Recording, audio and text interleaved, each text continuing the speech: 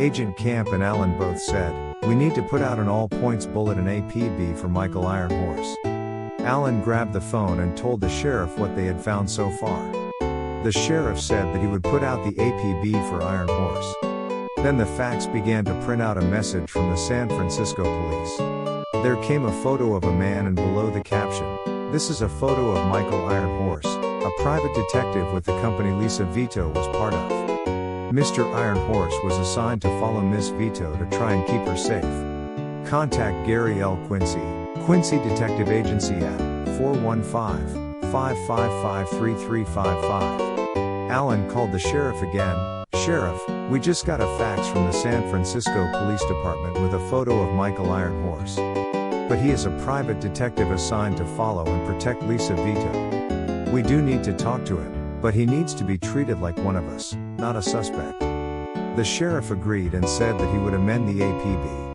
The next morning, the phone rang in the CSI lab, and Alan answered it. "CSI lab, Captain Smith. On the other end, Gunny, Sergeant Major Summers, General Michael Johnson, and I will be in Mountain View late tonight. Would you make reservations at your motel for us?" Alan replied, "Be glad to. See you then." Hanging up, Alan turned to see the sheriff escorting another man into the CSI lab. "Alan, this is Detective Iron Horse." Detective Iron Horse said, "Captain Smith, I understand you found Lisa Vito's body in a ditch?" Alan answered, "Yes. In a ditch." Iron Horse asked, "Are you sure it was her?" Alan replied, "Yes. We had gotten a photo from the Birmingham police. It was her." "She was a colleague?" Iron Horse replied, "Yes. And more. I was in love with her." Alan replied, "Unrequited?" He replied, "Mutual." "Alan, I'm sorry. We need to know what you know about all this. Are you willing to talk with us?" Iron Horse answered, "Yes.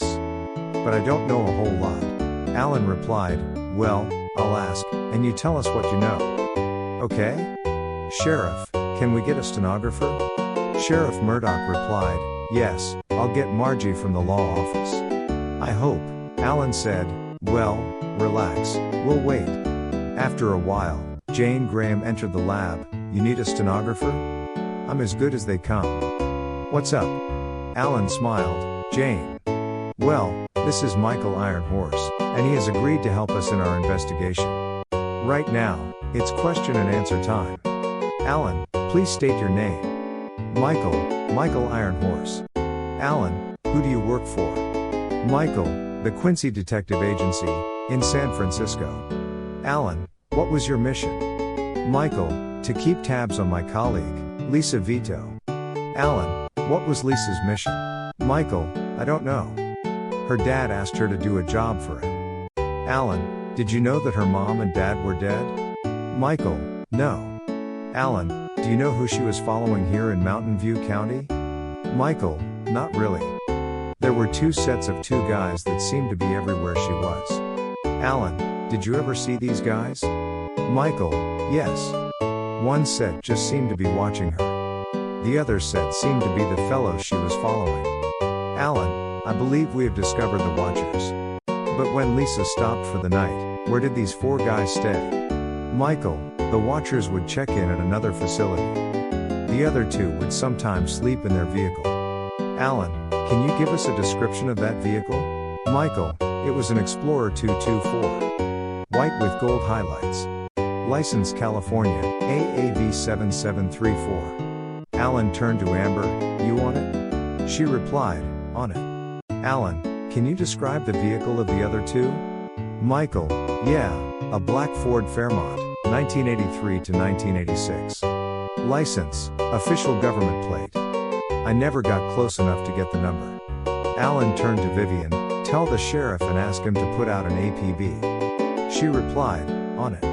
Alan turned to Agents Camp and Kildare, "Got that?" Flo answered, "On it." She turned and went into the lab's office and used the phone there. When she returned, she said, "I called the local office and gave them the information. The director said that they were on it. By then, it was lunchtime." Alan looked around. "Truck stop?" Everyone agreed. and they all retired to the truck stop for lunch. Alan asked Jane to take lunch with them, and she agreed.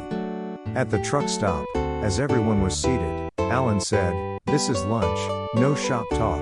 Everyone agreed. Jane sat next to Vivian and asked, "Would you tell me how you and Alan got hooked up?"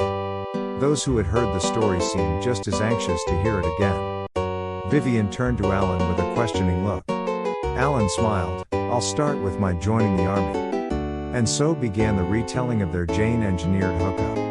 At the end, Vivian said, smiling, "And that's the story, and now we are starting our own family. Alan's going to be a daddy, and I'm going to be a mommy." Vivian looked at Alan. "Can we invite Mr. Iron Horse to stay at our house?" Alan spoke to Mike. "Mike, we have an unused bedroom at our place. You are welcome to stay with us, provided you're a good guy." Iron Horse replied, "Thanks, but I made a reservation at the motel. But I'll come for breakfast in the morning." "What time?" Alan responded, "Oh, 600. Iron Horse answered, "Perfect, that's about the time I finish my morning run." Everyone paid and began to leave for the evening. Flo called to Vivian, "Vi, would you ride with me? I would like a few words with you." Vivian signaled to Alan that she would ride home with Flo. During the ride home, Flo said, "Vi, I don't want to embarrass you, but I've heard you and your husband having fun every night." Vivian responded, "Does it make you uncomfortable?" Flo responded, "No. However, it does make me want a man like yours." Vivian laughed. "In that case, I'm not sure what you want." Flo replied, "I didn't know how you would feel about it. I wanted you to know in case it would bother you." Vivian smiled. "Alan and I enjoy a very active love life. We are not ashamed of it. After all, we are married." Alan met Flo and Vivian at the door and ushered them into the kitchen for a little ice cream and Coke. Afterward, they retired to their bedrooms for the night. About 2300, 11 p.m., Alan received a phone call. "Gunny, Sergeant Major Summers, the General and I are in our rooms at the motel. We would like to meet with you before briefing your sheriff and the agents." Alan replied, "There in room 6 is Michael Iron Horse. He'll be joining us for breakfast in the morning. Would you ask him to guide you here to my home?" The Sergeant Major answered, "Room 6. Okay. See you in the morning." It turned out that Iron Horse was an ex-Marine too. The next morning Flo walked into the kitchen to see Alan, General Johnson, Sergeant Major Summers, and Michael Iron Horse all seated around the table. Flo started, "Oh Lord, look at all the Marines. May I join you?" The Sergeant Major replied, "Captain Kildare, join your Marine brothers." With a chuckle, the Sergeant Major turned to General Johnson. "General, I guess we have no choice but to make Vivian an honorary Marine. What do you think, sir?" The General replied, "Yes. Deputy Vivian Smith, raise your right hand and repeat after me." Vivian raised her hand and was sworn in as an honorary Marine. Alan smiled. "Now that we are all jarheads, let's eat. Semper Fi." The General said, "Good grief, Gunny, hotcakes, hash browns with sausage gravy, this is great mess hall fare." "Thanks. By the way, are there any other jarheads in your department?" Alan answered, "Yes, sir. Sheriff John Murdoch. He was a Marine major during the Korean War." The group left the house and met at the CSI lab. Once inside, Alan called Sheriff Murdoch and asked that he come to the lab as General Johnson would brief the group on the Department of Defense's position concerning their case. Once the sheriff arrived, everyone made themselves as comfortable as possible and looked expectantly at the general. General Johnson hesitated, then spoke, "I can't brief everyone here. It can only be Captain Smith and Sheriff Murdoch." The sheriff spoke up before Alan could open his mouth. "This is my jurisdiction, my lab, my people, and this is my case. You play by my rules, or I will let Agent Camp call the Bureau. Then the Pentagon will have agents everywhere. Is this the way you want to play the game?" General Johnson laughed. "Major Murdoch, I checked your Marine records. You are a straight shooter. I'll play by your rules for the moment." The general sat on one of the desks and began, "DOD has put together an all-service team of investigators and the Inspector General of the VA. The two men you have identified are U.S. Army CID investigators that are part of this effort. They were assigned to track Miss Vito because she seemed to be getting somewhere in her investigation. However, their last report indicated that she had stopped at the Bidawee Motel in Jefferson County and then disappeared. We were not aware that Iron Horse was watching her at all. It seems that there is a massive murder/fraud scheme across the country, and evidence indicates that there are some very highly placed individuals involved, maybe even masterminding the whole operation. DOD and the VA have had to play this very close to the chest because we don't want to spook the responsible individuals prematurely. Sergeant Major Summers alerted me right after telling Captain Smith about Mike Vito's retirement checks. Captain Smith, Sergeant Major Morrell asked me to apologize for his seeming disrespect. He recognizes your Medal of Honor and deeply regrets having to fob you off like he did. Your threat concerning the FBI has galvanized the entire Department of Defense.